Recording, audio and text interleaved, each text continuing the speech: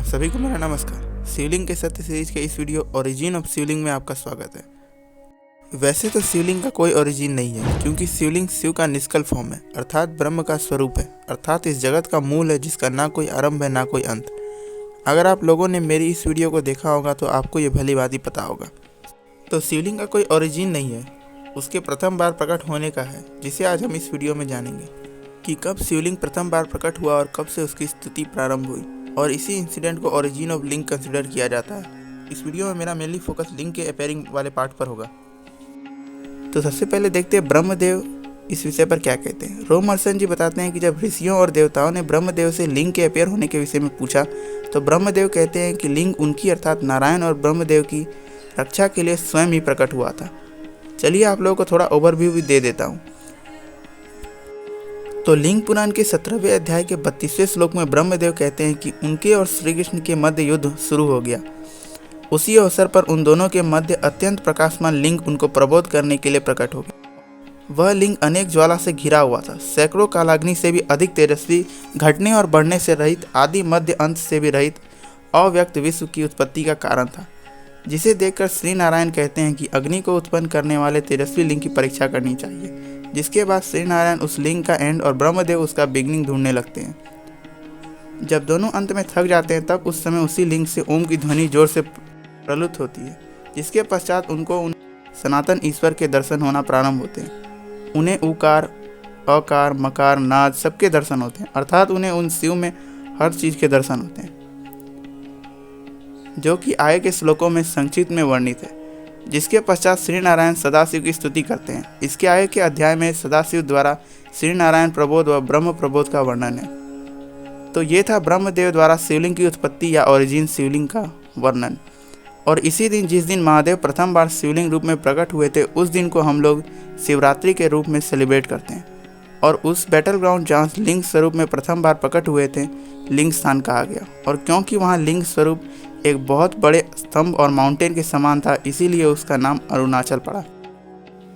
आइए देखते हैं श्री कृष्ण इस विषय पर क्या कहते हैं। कुरुम पुराण के 26वें अध्याय में मार्कंडेय जी श्री कृष्ण से पूछते हैं कि how the linga the highest region of Ishwara appeared in order to enlighten you both, अर्थात लिंग ईश्वर का परम मूल कैसे प्रकट हुआ।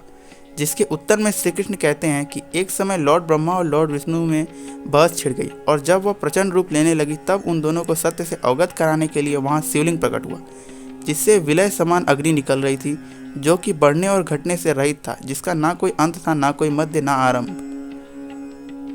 जिससे देखकर ब्रह्मा देव कहते हैं आप इस लिंग का अंत ढूंढें और मैं इसका प्रारंभ ढूंढता हूँ। परंतु दशकों बीतने के पश्चात भी वे असफल रहते हैं। जिसके बाद उस लिंग से ओमकार की ध्वनि गूंजती है और फिर उस तेजोमयी लिंग से भगवान शिव अपने सकल रूप में बाहर आते हैं। जिसके बाद लॉर्ड ब्रह्मा और लॉर्ड विष्णु दोनों भगवान शिव की स्तुति करते हैं। फिर भगवान शिव लॉर्ड ब्रह्मा और लॉर्ड विष्णु दोनों को इनलाइट करते हैं।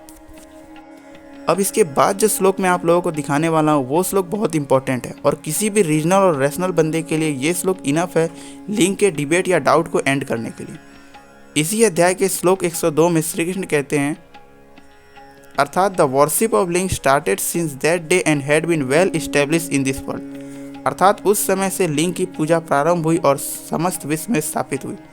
यहाँ पर श्री कृष्ण ने क्लियरली कहा है और क्लैरिफाई किया है कि जिस दिन महादेव समस्त विश्व को अपना निष्कल स्वरूप लिंग फॉर्म में दिखाया, उस दिन से लिंग की पूजा या स्तुति प्रारंभ हुई, पूरे वर्ल्ड में स्तुति होने लगी। इसी श्लोक में श्री कृष्ण आगे कहते हैं द लिंग is the supreme form of ब्रह्म, अर्थात लिंग ब्रह्म का सुप्रीम स्वरूप है। जब श्री कृष्ण ने ऋषि उपमन्यु से इस विषय में पूछा तो ऋषि उपमन्यु ने भी यही बताया कि एक समय लॉर्ड ब्रह्मा और लॉर्ड विष्णु के मध्य युद्ध छिड़ गया, और जब युद्ध भीषण रूप लेने लगा तब उनके एरोगेंस का अंत करने के लिए उनके मध्य लिंग प्रकट हुआ, जिसमें सहस्त्रों ज्वालाएं थी, जो कि घटने बढ़ने से रहित था, जिसका ना कोई अंत था ना कोई प्रारंभ। जिसके पश्चात लॉर्ड ब्रह्मा उसका बिगिन ढूंढने लगते हैं और लॉर्ड एंडिंग ढूंढने लगते हैं। सहस्त्रों वर्ष बीतने के बाद जब दोनों थक जाते हैं तब उसमें से ओम की ध्वनि निकलती है, जिसके पश्चात उनको शिव के दर्शन होते हैं। लॉर्ड ब्रह्मा और लॉर्ड विष्णु दोनों भगवान शिव की स्तुति करते हैं। फिर महादेव उनके एरोगेंस को दूर करते हैं। अब इस श्लोक पर ध्यान दीजिएगा।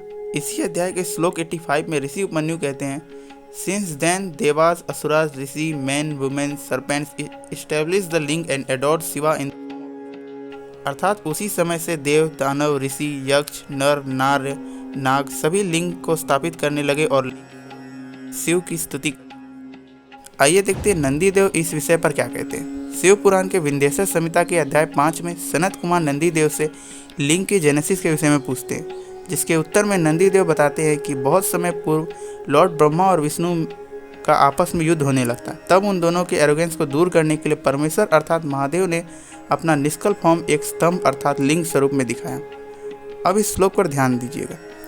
श्लोक 30 में नंदीदेव कहते हैं, from that day onward the nishkal form of Shiva came to be known in the form of ling. अर्थात उस दिन से शिव अर्थात परमेश्वर का निष्कल फॉर्म लिंग रूप में जाना।